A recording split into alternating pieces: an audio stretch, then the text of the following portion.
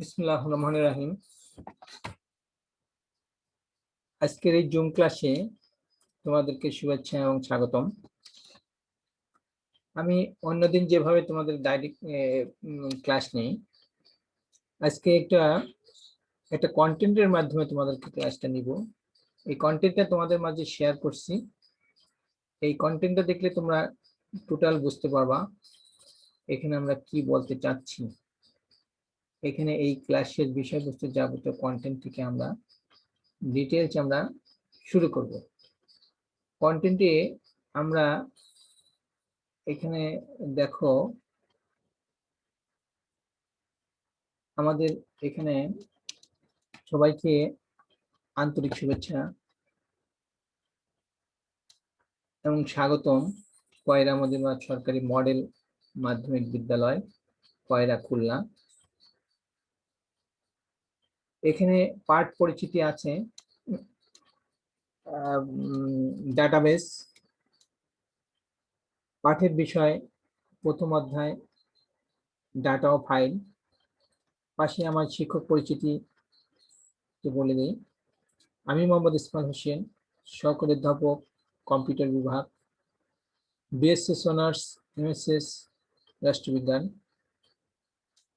Diploma in computer science and application, Koyra Madina সরকারি model মাধ্যমিক বিদ্যালয়।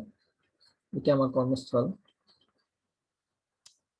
আমার ইমেল নম্বর ismailp25@gmail.com।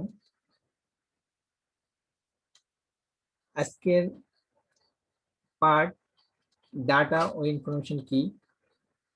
ডাটা ও ইনফরমেশনের মধ্যে পার্থক্য লিখো। এই পার্ট শেষে তোমরা যা জানতে পারবা ডাটা ইনফরমেশন বলতে কি বোঝায়, ডাটা ইনফরমেশনের মধ্যে পার্থক্য। প্রথমে আমরা আসছি হচ্ছে ডাটা ও ইনফরমেশন বলতে কি বোঝায়। ডাটা ডাটা শব্দটি ল্যাটিন শব্দ ডাটুম এর বহুবচন। তথ্যের ক্ষুদ্রতম অংশ সমূহকে ডাটা বা উপাত্ত বলে।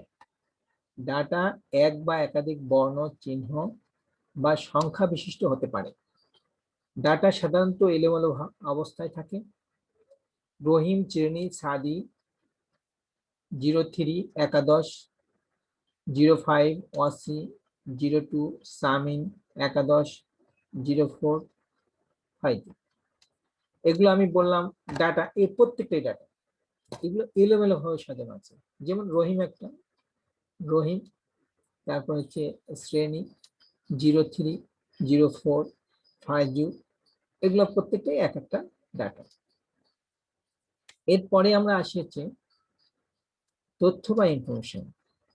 ডাটাকে কম্পিউটারের সাহায্যে প্রক্রিয়াকরণ করে যে রিপোর্ট তৈরি করা হয় তাকে তথ্য বা ইনফরমেশন বলা হয়।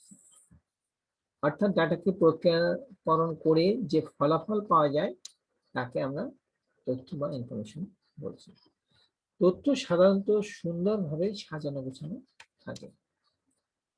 যেমন কোড নম্বর 1, নাম আবুল কাশেম, পদবী প্রভাষক, বেতন 11,000 টাকা। কোড নম্বর 2, নূরজাহান, পদবী হচ্ছে প্রদর্শক, বেতন 5,100 টাকা। কোড নম্বর 3, রহিম, পদবী হচ্ছে পিয়ন, বেতন হচ্ছে 4,100 টাকা। এরকম অসংখ্য কি বলা হয় ফিল্ড নিয়ে এরকম ডাটা দেবেন। এই এক একটা রিপোর্ট, এক একটা ইয়েকে বলা হয়েছে এক একটা লাইনে। যেমন 1 নম্বরে যেগুলো আছে এটা একটা রিপোর্ট, 2 নম্বরে যেগুলো আছে এগুলো একটা রিপোর্ট। এইগুলোকে সাজায় গোছায় যে যখন আমরা এ করছি তখন এটাকে তথ্য বা ইনফরমেশন আমরা বলছি। এরপরে আসি হচ্ছে ডাটা ও তথ্যের মধ্যে পার্থক্য। এই দুইটি ডাটা তথ্যের মধ্যে যে পার্থক্য, এখান থেকে আমরা কিভাবে এই পার্থক্যটা লিখি। আমি বরাবর তোমাদেরকে বলেছি যে কোনো পার্থক্য তোমরা লিখতে যাবা তার সংজ্ঞায় একটা পার্থক্য 1 নম্বরে দেবো। যেমন ডাটার সংজ্ঞা, ইনফরমেশনের সংজ্ঞা। ডাটার সংজ্ঞা আমরা কি বলছি? তথ্যের ক্ষুদ্রতম অংশ সমূহকে উপাত্ত বা ডাটা বলে। আর তথ্য বা ইনফরমেশনের সংজ্ঞা আমরা এখানে কিভাবে দিচ্ছি, সেটা হচ্ছে ডাটাকে কম্পিউটারের সাহায্যে প্রয়োজন মতো প্রক্রিয়াকরণ করে যে রিপোর্ট তৈরি করা হয় তাকে আমরা বলছি তথ্য বা ইনফরমেশন। 2 নম্বরে ডাটা হচ্ছে একক ধারণা, তথ্য হচ্ছে ব্যাপক ডাটার সমন্বয়। 3 নম্বর ডাটা হচ্ছে উৎস, তথ্য হচ্ছে ফলাফল। 4 নম্বর ডাটা এলোমেলো শব্দ বা বর্ণ সমষ্টি, তথ্য সাধারণত সুন্দরভাবে সাজানো থাকে। ডাটা অর্থবহুল নয়, তথ্য অর্থবহুল। সকল তথ্যই উপাত্ত বা ডাটা হতে পারে, সকল ডাটাই তথ্য নয়। আজকে আমরা এই ছোট্ট ক্লাসটা আমরা নিলাম। এখান থেকে আমরা যেগুলো বুঝতে পারলাম, এই দুইটি ছোট্ট একটা ক্লাস, যে ক্লাসে একটা প্রশ্ন দিয়ে আমরা সীমাবদ্ধ রেখেছি যে ডাটা এবং তথ্য বলতে কি বোঝায়, ডাটা এবং তথ্যের মধ্যে পার্থক্য। কম্পিউটার শিখতে গেলেই ডাটা এবং তথ্য অবশ্যই জানা আবশ্যক। আমি আশা করবো এই ক্লাসটিকে তোমরা যা শিখেছো এটা তোমরা কাজে লাগাবে।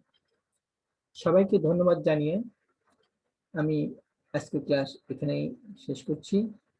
আল্লাহ হাফেজ।